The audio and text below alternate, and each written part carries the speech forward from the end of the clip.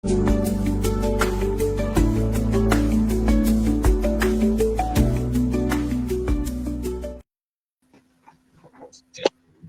a todos, hoy nos encontramos en un programa más de Desmitificando la Epilepsia. Hoy venimos con un tema muy especial y una invitada muy especial. Venimos con el tema de epilepsia y sexualidad. ¿Qué tanto hablamos de epilepsia y sexualidad? Que a veces son como esos temas tabú que todavía en pleno siglo XXI a veces nos da como pena ciertas preguntas y por eso trajimos a una especialista en el tema. Bienvenida, doctora Sandra. Hola Carolina y hola a todas las personas que están conectadas, esperándonos, que están llegadas y también a los que nos van a ver en repetición.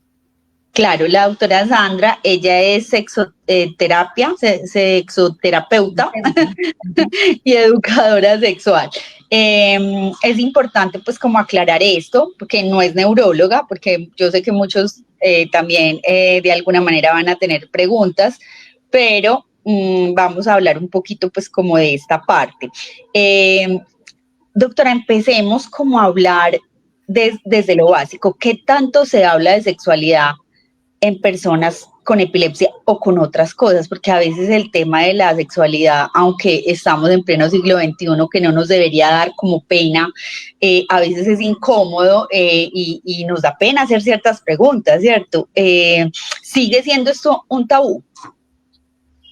Bueno, yo antes de esto, bueno, Caro, digamos, voy a hacerte aquí una pequeña pausita, digamos, como para hacerte una antesalita a algo que estabas diciendo ahorita que me pareció súper importante para las personas que están conectadas, que van a llegar y que luego nos van a ver en replay, ¿cierto? Supremamente importante que miremos, que tú estabas diciendo que yo no era neuróloga, ¿cierto? No, soy más desde el lado de la psicología, entonces, ¿para qué? Es una especialización de la psicología, ¿cierto? Basada en la parte sexual, en comportamientos y disfunciones, ¿cierto? Y con, digamos que también preparada a la educación sexual, que es un tema bastante que nos toca a todos, de pequeños a grandes, ¿cierto? Entonces, bueno, esa es, digamos, como la gran invitación a que desde estas partes, tanto a nivel psicológica, mentales, emocionales, nos animemos a realizar cualquier pregunta que tengamos con esto y que ya de acuerdo a lo que nos está preguntando Carolina, pues digamos que vamos a hacer esa antesala y esa empezar a que se nos generen ciertas preguntas y que incluso podamos resolver las que tenemos, ¿cierto? Entonces, digamos que antes de responderle a Caro, muy importante que tengamos presente, digamos que aquí una introducción como al tema, que cuando pensamos en epilepsia, casi siempre estamos pensando solo en crisis convulsivas, ¿cierto? En medicación, en las visitas a los neurólogos, pero muy pocas personas se detienen a pensar que digamos que las personas que tienen estas condiciones de epilepsia también sienten deseo, también sienten amor y también sienten placer, ¿cierto? Y que tienen mucho derecho a vivir su sexualidad de una manera plena, segura, libre, sobre todo libre de estigmas, ¿cierto? Y pues, bueno, digamos que esta charla es invitación a abrir ese espacio de conversación que hoy vamos a tener acá con Caro, a desarmar esos mitos y a reconocer que el silencio puede ser más limitante que hasta las mismas condiciones que tengamos como personas, porque dentro de lo normal, ¿cierto? Decimos que somos personas normal, pero ¿qué es lo normal? ¿Cierto? Porque si los normales no disfrutamos nuestra sexualidad, entonces, ¿qué es lo normal? ¿Cierto? Entonces, todo lo que tenga que ver con nuestra sexualidad es completamente normal. ¿Listo? Entonces, aquí vamos a encontrar eso. Entonces, Carolina, Caro, qué pena. Ahí ya, digamos, dando esta antesala que me parecía que es importante para que la gente clara, bueno, no es neuróloga, pero entonces, ¿qué es? ¿Cierto? Ya saben que desde la parte de la psicología. Entonces, ahora sí, Caro, me vuelves y me repites la pregunta que me habías hecho. No te escucho, Bella. Yo no sé si solamente soy yo. Ok, Ahora perdón. sí, ahí Sí, sí. ¿qué tanto se habla de sexualidad en personas con epilepsia y si esto sigue siendo un tabú? Porque de todas formas habían ciertos mitos que uno diría, Dios mío, ¿cómo dicen esto? Eh, de la sexualidad frente a las personas con epilepsia. Entonces, no sé, porque todavía es increíble que en pleno siglo XXI todavía hay como un tabú, ¿cierto? Como que... Claro que sí. Mira que hoy hay más información de la que creemos, Caro, por todo lo que estamos llevando, todas estas redes sociales, los medios de comunicación, todo está demasiado abierto, ¿cierto? Porque hace unas décadas, pero digamos que sigue siendo un tema poco visibilizado, Sí. ¿cierto? Los tabúes vienen en de dos frentes. Primero, me voy a enfocar solo en pacientes con epilepsia, ¿cierto? Entonces, primero, una es que es la dificultad para hablar de sexualidad en general. Y la otra, los prejuicios sobre la epilepsia, ¿cierto? Entonces, muchas personas asumen que la epilepsia fragiliza o Sí. anula el deseo sexual, lo cual es completamente falso. Entonces, ejemplo, si una persona de unos 32 años, ¿cierto? Y que esté diagnosticado con epilepsia, entonces de cierta manera, digamos que desde la adolescencia, pues nunca habló de sexualidad con su médico y esto muchas veces sucede por vergüenza. Pues esto hace que durante años no supiera que sus medicamentos podrían afectar de cierta manera su deseo y que existían alternativas. Entonces, yo también, así como el público me va a hacer preguntas, también les pregunto, ¿cuántas veces han escuchado ustedes hablar de sexualidad y epilepsia en medios o en consultas médicas? No sé, Caro, si de pronto...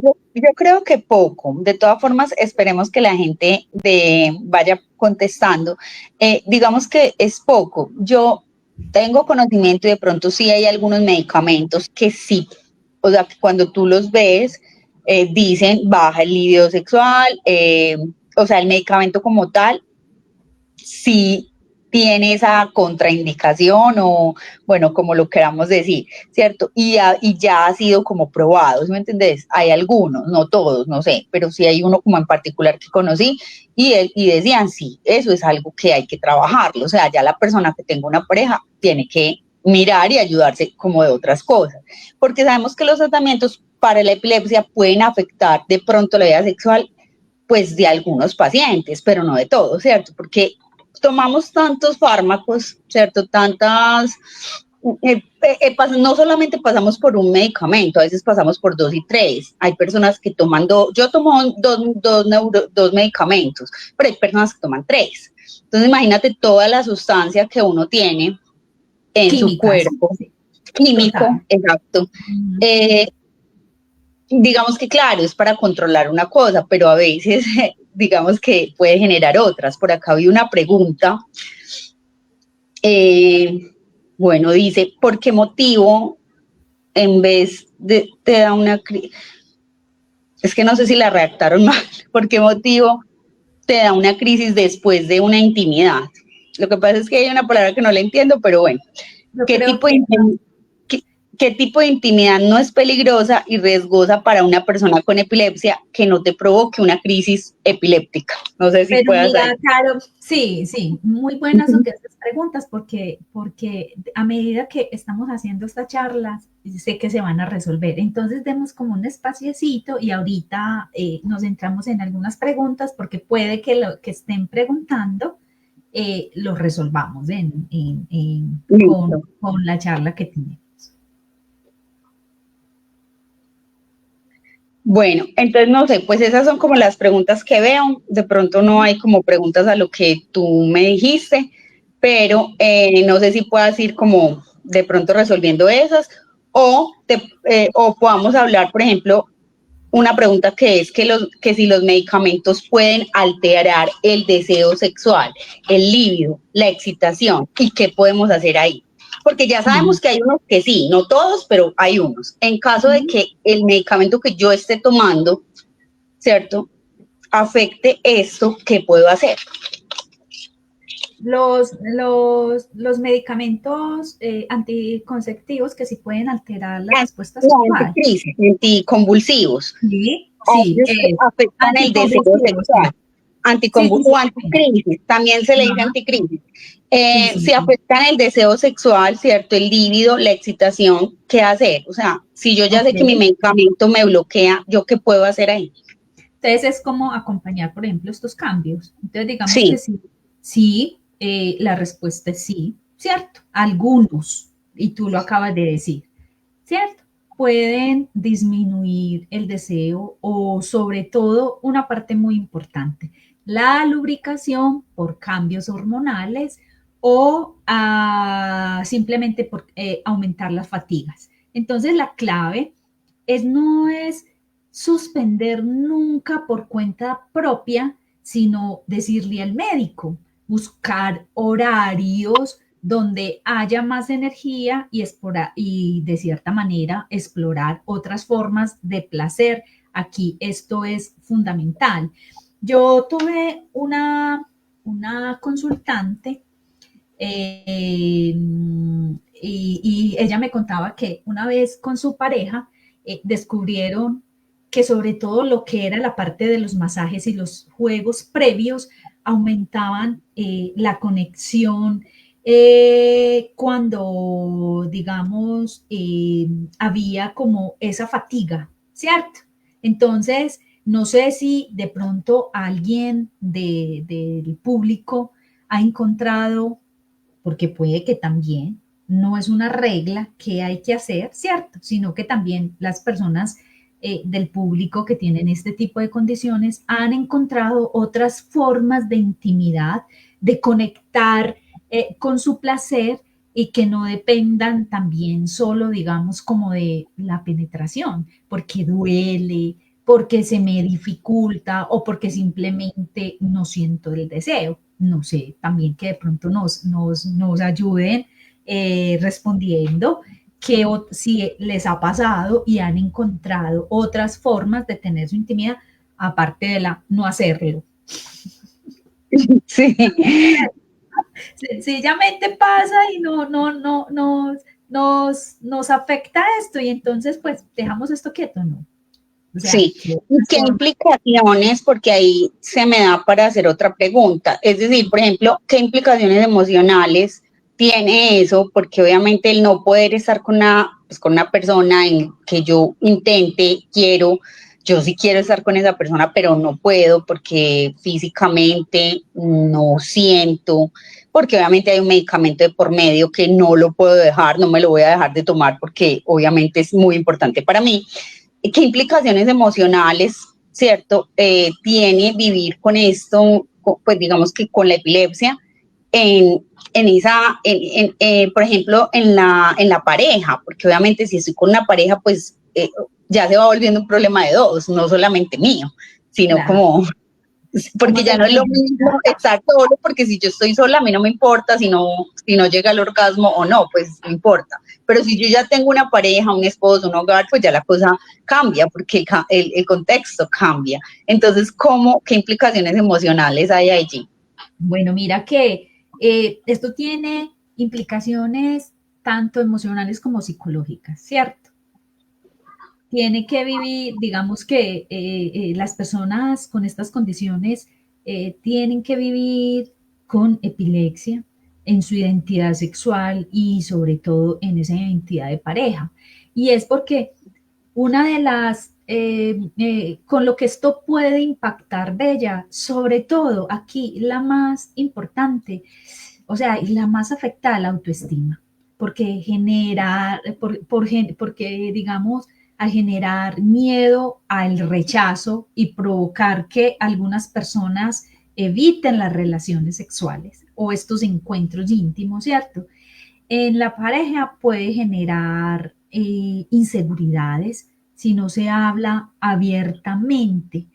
Mira que una vez yo escuchaba hablar a un chico, una vez, él tenía como unos 28 años, y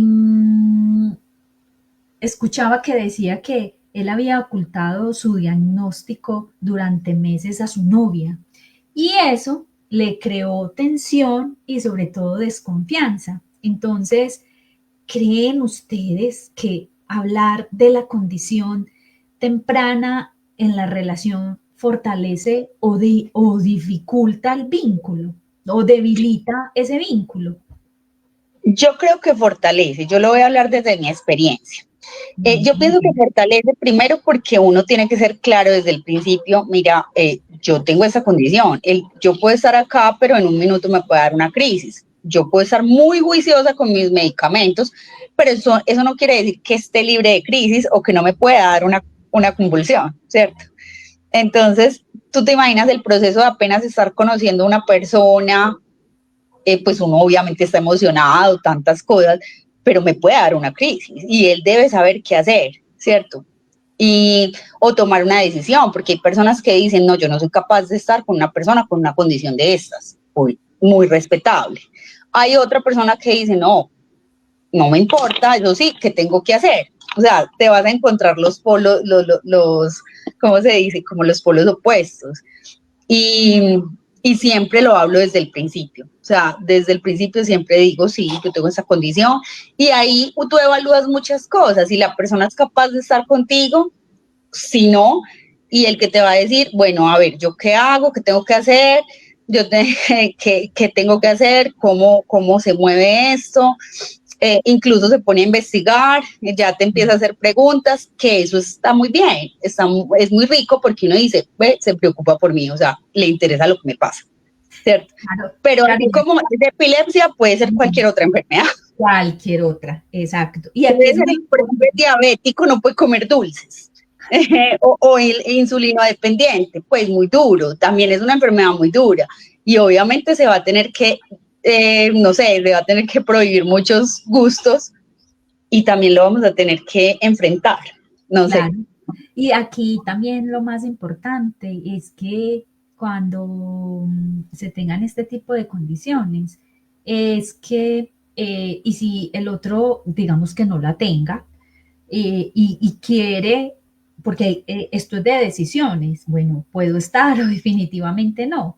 Y que si hay una aceptación, muy importante que ambos visiten el médico especialista para que escuchen información o simplemente también consultar con nosotros los profesionales en el tema cómo puede manejar, o sea, cómo puede llevar las cosas, qué tipo de sexualidad manejar aquí.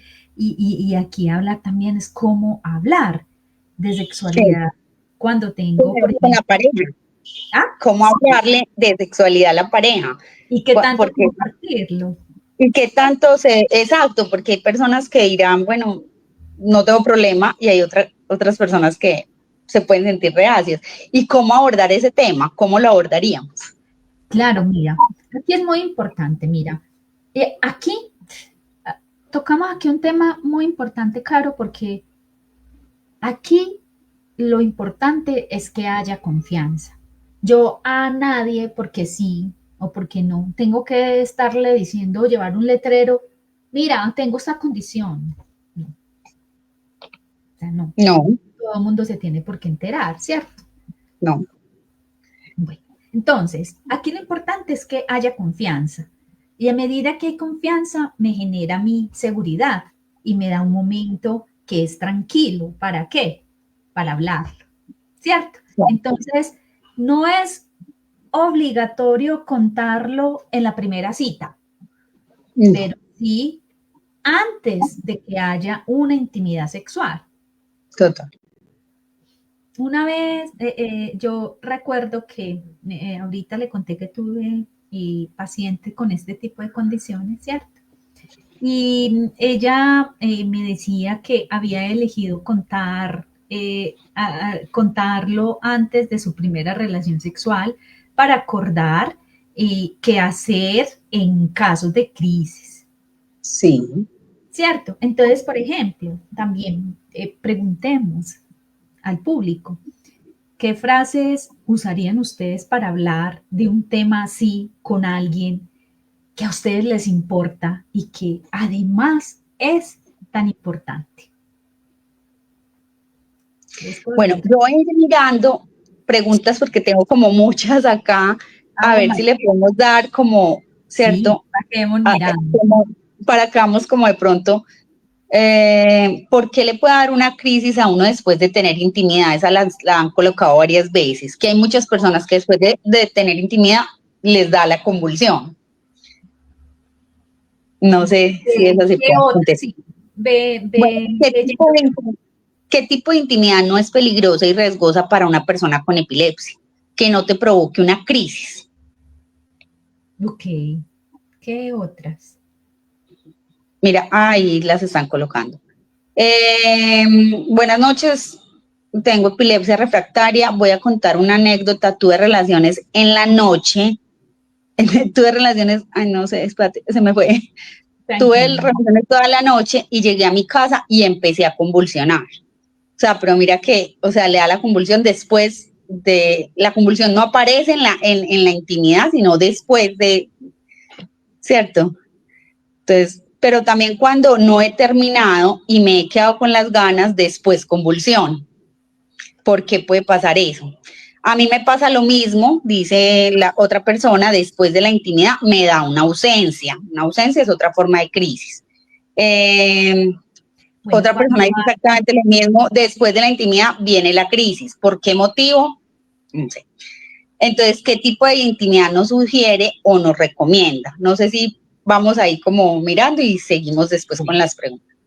entonces, de las primeritas que tú me dijiste, era, ¿cuáles, Caro? Que si podía, Era que que por qué le da la crisis, o sea, por qué da la crisis después de tener intimidad, porque es esa. ¿Y qué tipo de intimidad no sería riesgosa para una persona con epilepsia? bueno, mira, que digamos que la actividad sexual puede desencadenar una crisis que va muy amarrada a esta, es poco frecuente, Poco frecuente. Entonces, ¿cierto? Pero puede pasar por una ¿cómo es? Hiperventilación hiperventilación, sí. o por fatiga o por una estimulación que es intensa o por falta de sueño. Sí, claro, la falta de sueño. ¿Cierto que sí? Sí, La falta sí, porque la falta de sueño es un desencadenante para las crisis, o sea, eso siempre lo hemos sabido. Por eso hay que dormir muy bien. Entonces, mira que hay que empezar a revisar, por ejemplo, cómo estoy yo físicamente, cómo me estoy alimentando, si me tomé a tiempo, digamos, el medicamento, ¿cierto? O los medicamentos que tengo que tomar, porque hay personas no solamente con epilepsia, hay personas que tienen epilepsia y aparte de eso tienen otras Otras condiciones. exacto, que sufren de la presión, que tú dijiste ahorita, la parte de la diabetes. Claro, que pueden tener otras cosas aparte de eso. Sí, Exactamente. Entonces, chicos, aquí es muy importante Y yo quiero responder algo y les quiero decir, miren, tenemos desde la educación sexual, o la falta de la educación sexual más bien, ¿cierto? Una mala concepción sobre qué es sexualidad, o más que qué es sexualidad, porque la sexualidad es global, ¿cierto? Es sobre nuestras relaciones íntimas. Y tener una relación íntima no es solo coital, sobre todo para las personas que tú me decías ahora que les pasaba mucho como después, Sí, ¿cierto? Una- después. exacto, después, que esa fue como la primerita, esa fue la primerita pregunta. Sí, Bueno, sí. pasaba Varias como... personas ah, dijeron que les había pasado lo mismo. entonces, aquí hay que mirar qué prácticas estoy haciendo y que entiendan que una relación íntima, una relación sexual no se basa solo en lo coital. Y yo lo dije en un principio, no es solamente la parte de la penetración. ¿Por qué? Porque eso me sube energía, me agota energía, si se llama, Sí. sobre todo en los hombres. Quienes hablaron de eso, sucede más en los hombres o en las mujeres. Yo quiero saber eso, Bella. ¿Quiénes preguntaron por eso? Hombre, ¿quiénes respondieron o quiénes preguntaron por eso? ¿Les sucede más a los hombres Bueno, yo o a las mujeres? Me atrevería a decir que es más a los hombres. creo que fue un hombre el que Ok. preguntó, Ujú. pero también unas dos mujeres también como que Ah, ok. dijeron que les había pasado lo mismo, ¿cierto? No quiere decir que de pronto no hayan otros hombres, sino que de los que participaron, participó un hombre que dijo eso, pero dos mujeres también dijeron que les pasaba lo mismo que al compañero, ¿cierto? Entonces, bueno, puede que sí haya más personas. Eh, no sé si de pronto es eso. Puede que sí, que se presente más en los hombres que en las mujeres, ¿cierto? Sí. Por ejemplo, acá hay un comentario, yo tengo 51 años y estoy como en la montaña rusa. No me dan ganas, pero tengo la epilepsia controlada.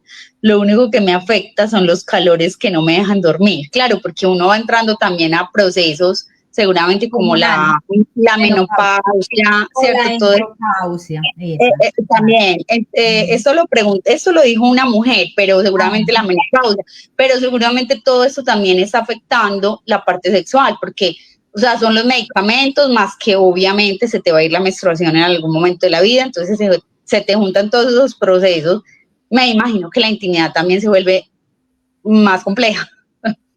sí, pero ya ahí en el tema de la menopausia, ¿ven? Entran otros procesos complejos, ¿cierto? Claro, Que sí, son hormonales, mentales, físicos, muchos cambios. Mira lo que ella estaba diciendo, el manejo de los sofocos, todo este del tipo color. de cosas que empiezan, los dolores articulares, mil cambios que sufren las mujeres, algunas cosas muy parecidas y otras no sienten nada y otras ciertas cosas, ¿cierto? Esto, Y lo mismo pasa en los hombres, porque en los hombres también hay unos cambios. ¿Y sí. qué recomendaciones digamos que podríamos tener, ¿cierto? Para tener esa vida como sexual de alguna manera plena cuando una persona tiene esta condición de epilepsia.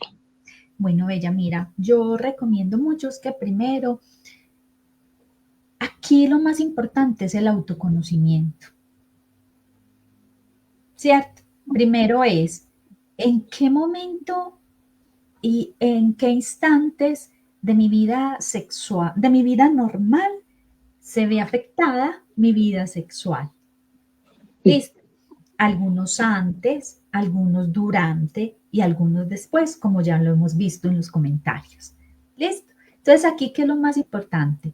Primero es saber qué me está generando y qué estoy haciendo para que me dé ciertas crisis o esto me genere cierto malestar o que definitivamente yo no sienta.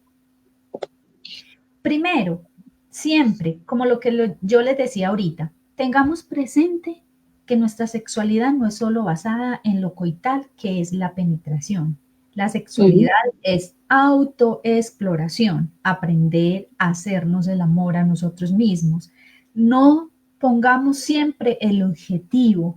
Aquí lo más importante es que aprendamos a explorar toda nuestra piel, que aprendamos a explorar. La sexualidad no es solamente genitalidad.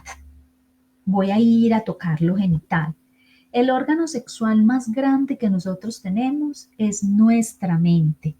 Y el órgano sexual más extenso que nosotros tenemos es nuestra piel. Entonces, la piel se abre mucho a placeres y por ahí dicen que músculo que no se utiliza se atrofia.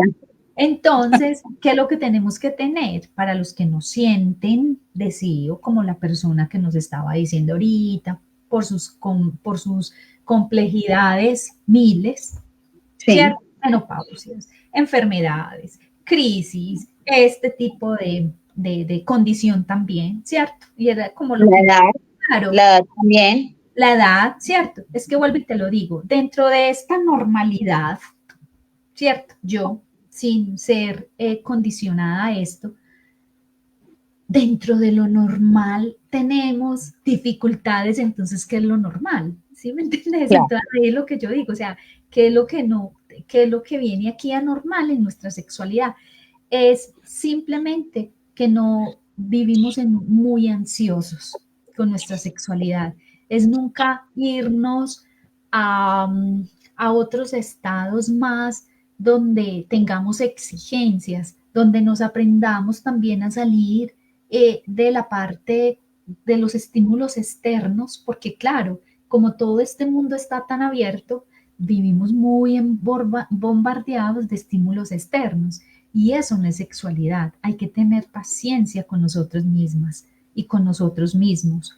Hay que, lo que les dije ahora, un aspecto clave, autoconocimiento, ser amorosos con nosotros mismos y a este músculo todo completo, antes de que se atrofie, toquémoslo con deseo, con amor, con ternura. Y ahí vuelvo y les digo, ábrase y con sus parejas a los masajes de relajación, a vivir esos preámbulos que muchas veces los llamamos quereza, que el tiempo de quereza es el de querer, ¿cierto? De querer es ese tiempo de donde podemos aplicar juegos de roles, donde me puedo ir despacio, donde puedo ir a encontrar conexión emocional, que esa conexión emocional lo que haga es aumentar mi oxitocina y esa oxitocina pues yo la pueda utilizar a favor de sea cual sea la condición que tengamos epilepsia, no tengamos alguna enfermedad, no la tengamos. En vez de disminuir nuestra energía, lo que hacemos es aumentar nuestra energía, ¿cierto? Y sobre todo tener como esa paciencia, ese amor para poderla de cierta manera conocerme y poderla compartir con la persona o las personas con quien disfruto de mi sexualidad o sobre todo para tenerla conmigo misma en mi autoplacer y en mi autoexploración. No sé si tenemos más. La sexualidad la podríamos decir que es terapéutica para una persona con epilepsia. Sí, podría ser, es terapéutica. Claro, es que la sexualidad de ella nunca nos hace daño. Nos hace daño es la forma como nosotros la manejamos. Mira, ¿qué sucede? Te voy a poner un ejemplo. Una batería cargada. Eso se ve mucho en nuestros celulares. Esto es una batería, ¿cierto? ¿Qué sucede cuando yo estoy aquí haciendo esto? ¿Qué es esto? Estímulo. Un estímulo. Para que se desgaste. Se desgaste, pero sí. tengo quieto, ¿qué pasa? No hay desgaste. No hay desgaste. Ojo, y con esto no estoy diciendo que entonces mi sexualidad muerta y no la voy a tocar porque se va a desgastar. No. la energía. Por eso yo decía ahora cuando lo de la pregunta, ¿cierto? Que si sucedía más en los hombres que en las mujeres, o quiénes eran los que habían preguntado si más hombres que mujeres, ¿cierto? Y es porque nosotros aprendimos una mala sexualidad y es que la aprendimos desde la explosión, o sea, hacia afuera, porque ponemos un objetivo y un resultado orgásmico. Chicas y chicos, tener un orgasmo no es siempre el desarrollo de una sexualidad, aunque es rico también sentir, pero el yo solo hecho de sentirme a disfrutar de mi cuerpo, del cuerpo del otro, el recibir y el dar, porque aquí tiene que ser un equilibrio, ¿cierto? Recibir y dar, ya con eso estoy en mi desarrollo orgásmico, sin necesidad de llegar a la explosión, y sobre todo sucede más en los caballeros, en las mujeres no sucede tanto en la parte orgásmica, pero que sucede mucho en los caballeros, que cuando un hombre eyacula, se supone que ya el hombre tuvo su resolución, ¿cierto? Y ¿qué sucede después de eso? Descanso. Bueno, ¿por qué? Porque hay un agotamiento, porque su sexualidad fue explosiva. Pero si aprendemos a cultivar esa esencia, de cierta manera no a derramar esa esencia, sino que esa esencia implosionarla a favor de nosotros, lo que hace es terapia, lo que tú acabas de decir. Es restauradora para nuestra salud. Ok. Nos preguntan que nos diga como formas, ¿cierto? A lo que yo había dicho acá, como formas seguras para vivir una sexualidad. O sea, como qué otras formas hay. Bien. O sea, posiciones y prácticas más seguras. Sí, yo creería que la persona se refiere a eso, sí. Ok, sí. Digamos que las que de cierta manera permitan estabilizar y que generen menos riesgos de caídas y de golpes. Sí, sí. Como por ejemplo, posturas. Si consultan chicos y chicas, los invito mucho a que consulten un poquitico más allá de lo que es ¿cómo es que se llama este libro? El Kama Sutra. ¿Cierto? El Kama Sutra. El Kama Sutra tiene no cientos, ni unos cuantos, miles de posturas. Y que todas esas miles de posturas son, vámonos un poquitico a investigar, porque en la sexualidad se trata de investigar, ¿cierto? Esas miles de posturas son sencillamente, chicos, para todas las condiciones en los seres humanos, que existen en los seres humanos. Por eso son miles. Por eso es tan importante que investiguen en internet. Pero entonces, yo les voy a decir, posturas de cierta manera que sean recostadas o sentadas son más seguras que son las de pie, que son más seguras que son como las que están en pie o cerca de bordes. ¿Por qué? Porque si hay una caída, si hay una crisis, ¿ustedes se imaginan? El golpe, o sí, porque no sabemos, sí, alguna cosa, o sea, es más seguro que sea un riesgo, digamos, un riesgo, un sillón, sí, ¿cierto? Para sí, evitar un riesgo de una cama alta.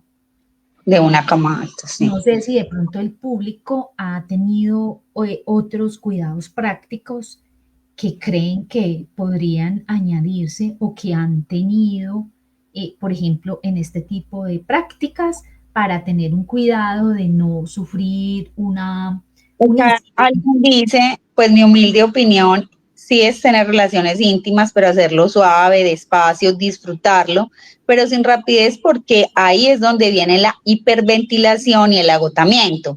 De alguna manera lo que veníamos diciendo, claro, ¿Sí ves? no hay El afán, desgaste de no hay energía, afán, el no hay afán. desgaste. No Está llegando el mensaje, sí. O sea, no. no hay afán, ¿cierto? Obviamente, yo creo que eso también depende de cada cuerpo, de cada persona, eh, ¿cierto? Como muchas cosas, para uno disfrutarlo, ¿cierto? Hay por ejemplo, hay libidos que uno dice es muy bajito, nos podemos ayudar de ciertas cosas, aceites, no sé, hay cosas que incluso la misma ginecóloga te las manda, porque te dice, tienes una resequedad vaginal impresionante que es por tus medicamentos, y te mandan Ah, lubricantes, y no lo mandan, no lo voy a decir desde las prácticas, pues como no, lo manda un médico que te dice, lo tienes que usar, ¿cierto? Y a veces este tipo de cosas nos puede ayudar. claro, y que también es muy importante tener presente que estos medicamentos, el lubricante no solamente lo debe utilizar las personas que tienen epilepsia, eso lo tiene que utilizar todo el mundo. De hecho, mira algo tan bonito. Nosotros nos humectamos y nos hacemos cosas en nuestra cara. En la cara, todo el día. Todo Entonces, el día. que el hidratante, que la nutritiva, ¿cierto? Pero entonces la vulva, ¿cierto? Que es la cara externa de nuestra caja de Pandora, llamémosla así. Y no solamente estoy hablando de las mujeres, también estoy hablando de También los, los hombres. sí, Sí. ¿cierto? ¿Y esta cara interna para cuándo? Cuando nos detenimos a mirar y a observar nuestros genitales que están necesitando, que nos están pidiendo, porque solamente nos quedamos pensando en que, venga, mi condición, pero porque las condiciones de mi cuerpo físico que están a favor de mi servicio y mi sexualidad no le presto atención, ¿cierto?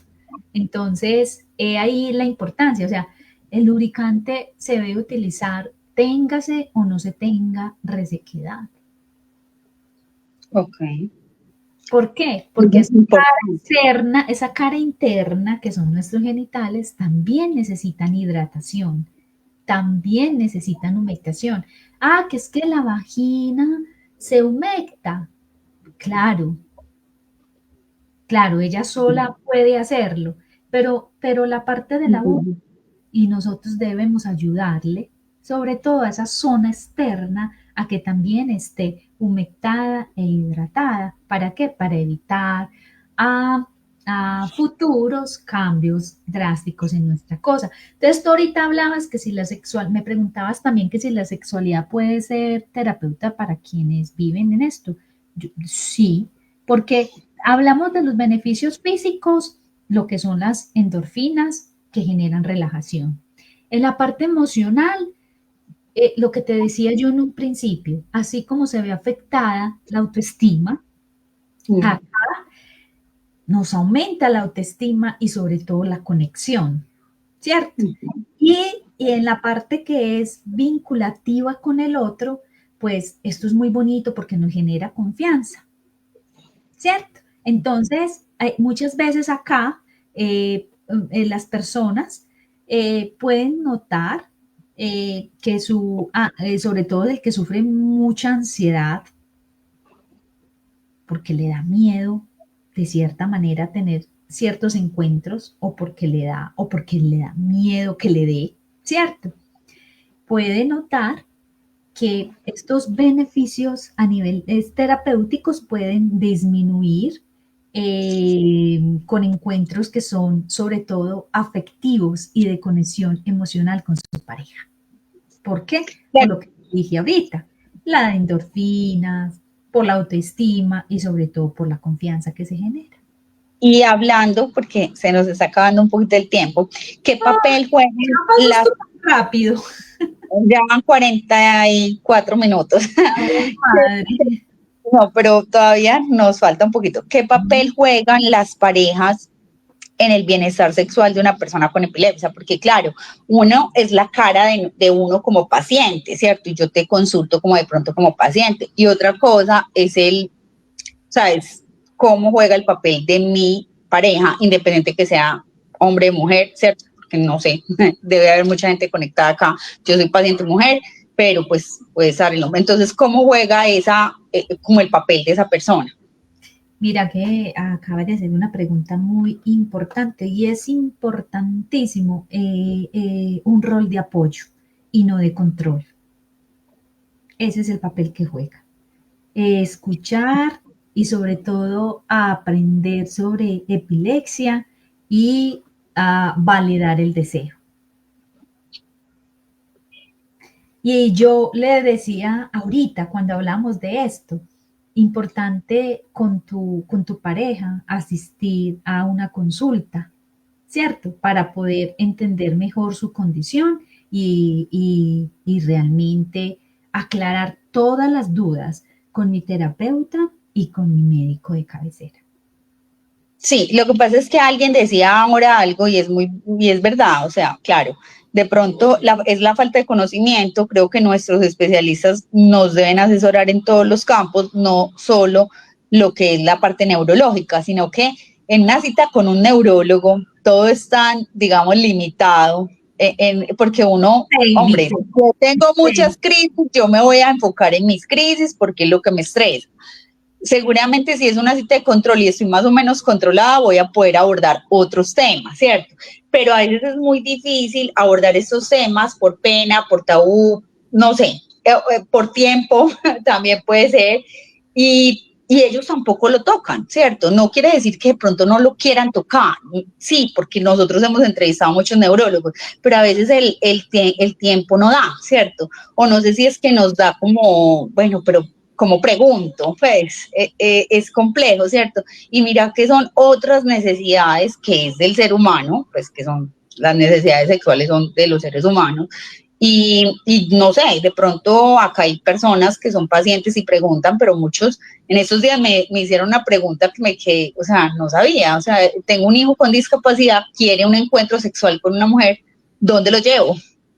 Me decía, y yo era como, no tengo conocimiento de lugares, o me decía, ¿cómo resuelvo? Y yo decía, no tengo el conocimiento, o sea, sí, o sea, normal que una mamá esté buscando, él me dice, ya tiene X edad, es adulto, quiere eso, pero yo quiero que sea de una forma segura. Muy bien. Muy normal que una mamá se preocupe por eso. Yo lo vi hasta normal la pregunta, pero no conozco lugares y no conozco. Yo decía, pero ¿cómo se asesora a una persona en ese aspecto? Hay lugares, tú conoces, por ejemplo, un lugar donde uno diga, yo, o sea, no fui capaz de contestar porque tampoco voy a contestar cualquier cosa. Hay Por lugares. eso, por eso, Bella, es tan importante el acompañamiento de los profesionales competentes en los temas. Entonces, por ejemplo, tú dices, el neurólogo se encarga de su neurología.